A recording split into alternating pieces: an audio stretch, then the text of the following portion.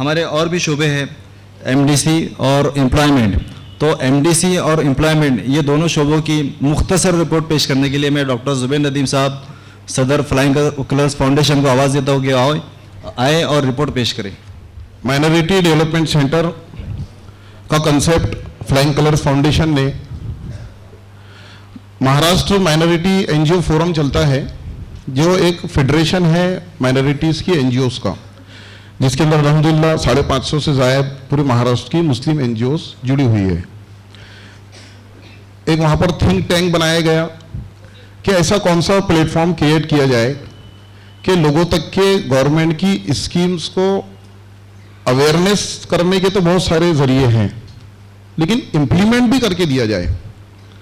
अगर हम बोलते हैं कि ये स्कॉलरशिप है या ये मजदूरों के लिए स्कीम है या ये एजुकेशन का जो है तो स्कीम है, तो सवाल ये पैदा होता है कि इसको इम्प्लीमेंट कैसे करें।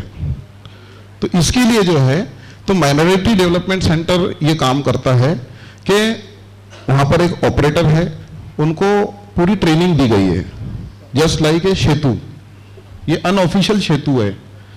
और आपले सरकार का जो पोर्टल है, तो अभी आप लोगों को हैरत होगी कि आजकल इनकम सर्टिफिकेट के लिए भी अगर आपने तलाठी का अहवाल ला लेते हैं तो आप घर बैठे बैठे इनकम सर्टिफिकेट बना सकते हैं, no need to go to सेतु।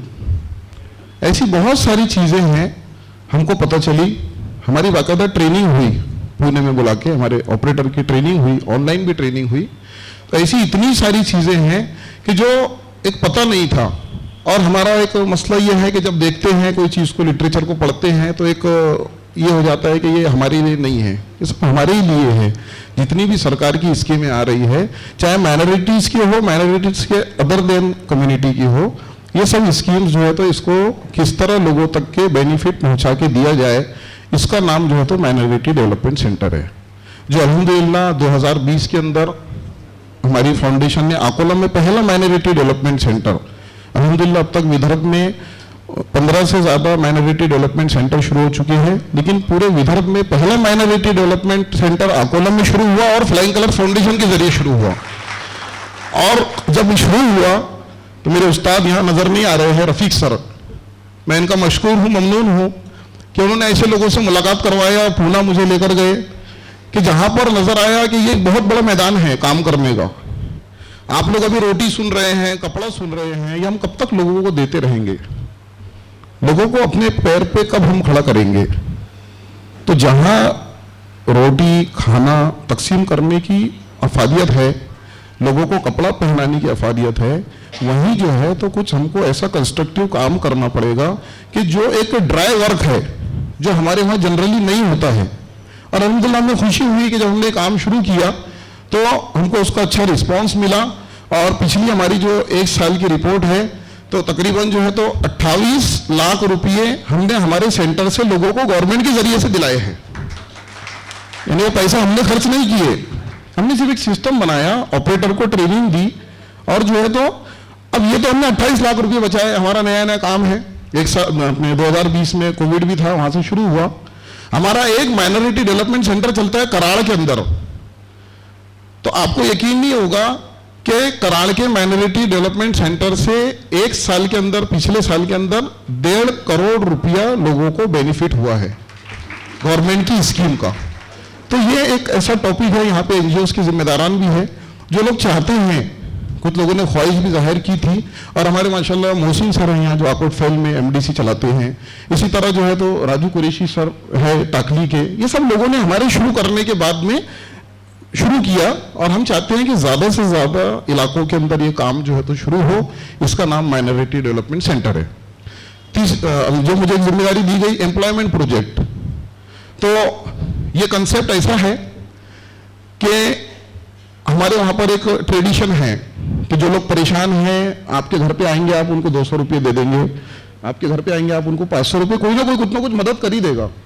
लेकिन हमने जो है तो ऐसा किया कि अगर कोई ऐसा आदमी हाथ लग जाए कि ड्यू टू फाइनेंशियल प्रॉब्लम वो रोजगार नहीं कर पा रहा है, माली यानी जो है तो फाइनेंशियल प्रॉब्लम की वजह से, तो हम लोग उसकी बाकायदा तहकीक करते हैं, उसकी पूरे मोहल्ले से उसकी मालूमात लेते हैं, उसकी काउंसलिंग करते हैं कि हम जिम्मेदारी लेते हैं आपको पूरा मुस्तकिल रोजगार से लगाने की, पूरा मुकम्मल, और उस पर एक प्रेशर भी क्रिएट करते हैं कि जो हम आपके लिए करेंगे आप उसका पूरा जो है तो फायदा आपके रोजगार के लिए उठाएंगे। ऐसा करके हमारे पास में उसके लिए बाकायदा फॉर्म वगैरह बना हुआ है, तो हम उनको पूरा मुस्तकिल रोजगार से खड़ा करते हैं, चाहे उनको 30,000 खर्चा आए, 35,000 आए कि ज्यादा है। कई लोगों की जो है तो दुकानें कोविड में बंद हो गई थी, तो मसला ये आया कि दुकान बंद हो गई, अब किराने का सामान नहीं है, तो वो नीरा नाम 2-3 महीने तक मांग ही रहे थे इधर उधर, क्योंकि सामान नहीं था। हमने उनको किराने का सामान दिला दिया, दुकान शुरू हो गई।